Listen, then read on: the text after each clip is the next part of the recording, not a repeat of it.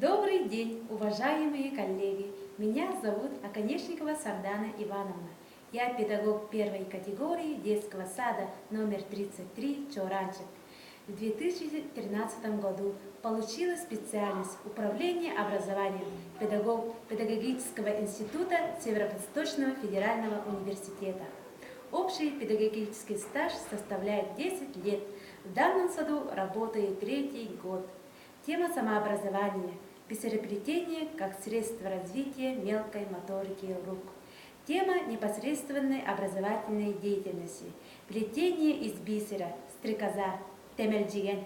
Цель – познакомить детей с новым видом ручного труда, вызвать интерес к бисеру, желание увидеть результат своего труда и получить готовый.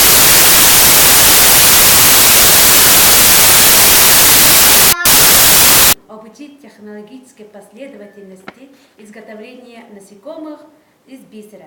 Развивать умение пользоваться технологической последовательностью, внимательность, глазомер. Развивать мелкую моторику рук, внимание, воображение, память и математические способности. Воспитательные. Воспитывать аккуратность, усидчивость и бережное отношение к природе. Предварительная работа.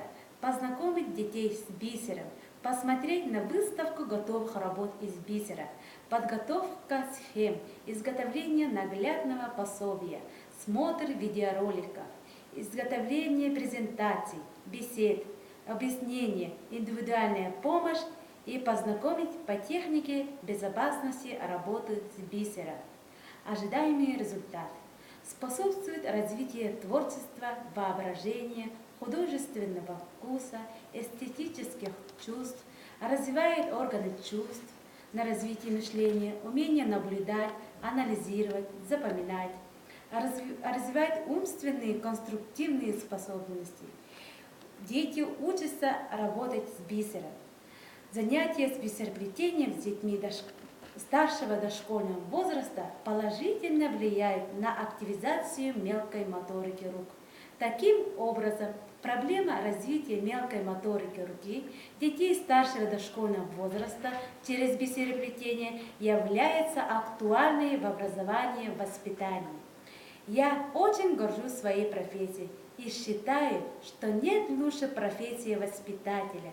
Теперь я с уверенностью могу сказать, что профессия воспитатель детского сада – это не просто работа, это призвание. Всем спасибо за внимание.